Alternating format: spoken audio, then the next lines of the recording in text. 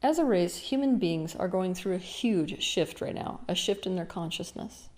They're experiencing a 100th monkey experience. What's the 100th monkey? Basically, if you take a bunch of chimpanzees and somebody finds a new tool, a new way of doing something, that monkey passes it to the next monkey, which passes it to the next monkey, and by the 100th monkey, the entire species essentially has that tool. We are experiencing that relative to relationships.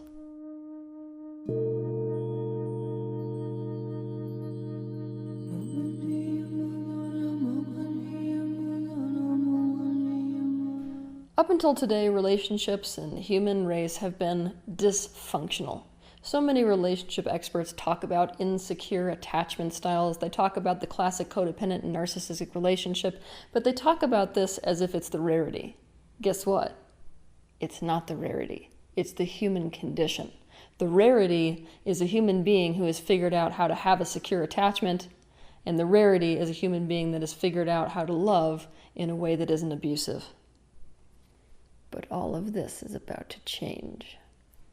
The old way of having relationships and subsequently our subconscious definition of love have been passed down to us for thousands of years. But to understand it, we have to see how it's passed down, how it begins. Because our parents did not receive true love long before we were born, they entered a kind of self-centered bubble where they had to fight for their needs in all kinds of covert and overt ways. As a result of this, most parents have children in the first place for these self-centered reasons. We are born with the thought and expectation that we will serve a need that they have. They do not really take us as part of themselves and cannot really embrace us as our unique selves as opposed to what they want us to be. Most of the things they give us are transactional in nature. Because of this dynamic, it's not a true partnership that we have with our parents. They can treat us in any way they like without being really attuned to the impact they're having on us.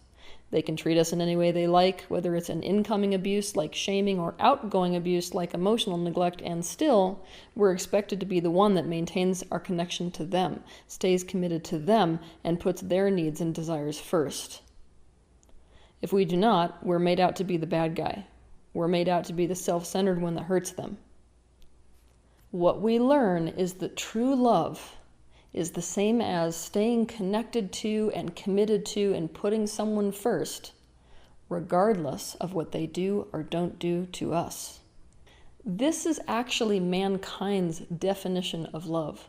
Regardless of whether people are aware of this or not, this is what they think love is, and because it's their definition of unconditional love, it's what everyone's looking for, and it's what everyone's trying to create. Sit with that definition of love that I just gave you for a moment.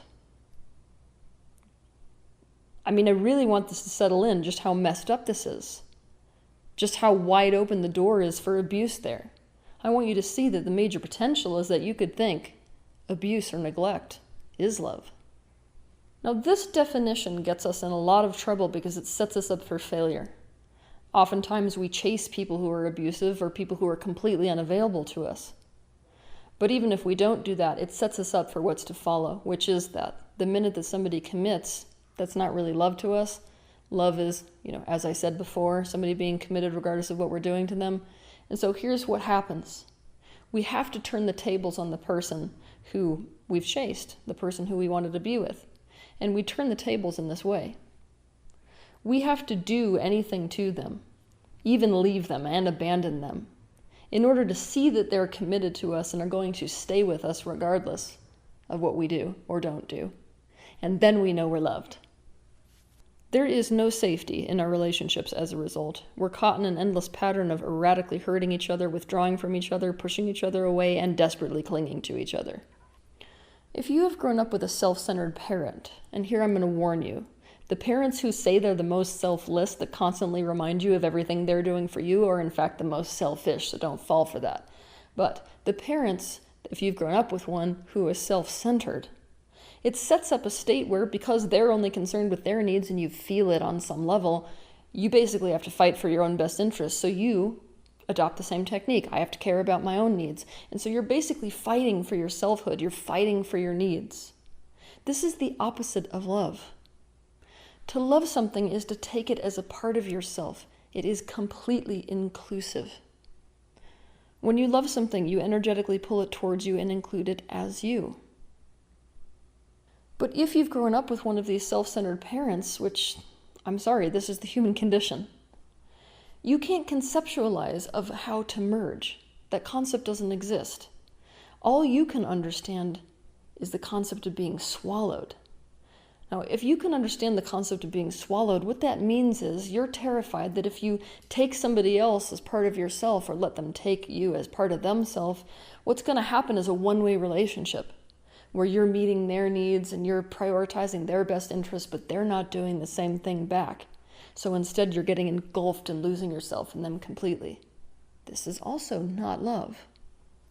In love, you take the other person's best interests as part of your own best interests, and they take your best interests as part of their best interests. And closeness is the primary priority in both of your lives. This creates the only true safety in relationship. You can't hurt something that you take as part of yourself without hurting yourself. Obviously, if you haven't grown up with this type of love, which you haven't, you've grown up with a parent where this was not the case at all. This type of relationship wasn't a possibility. It was a one-way relationship, you staying connected to mom and dad regardless of what they did or didn't do. You basically think this is what your relationships are going to look like. So instead, you cling to your selfhood and you fight the relationship. This is what power struggles are all about. We prevent love. We fight to keep ourselves separate but in relationship.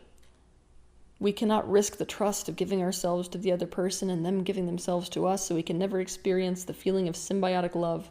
We are trapped in ego and society supports it.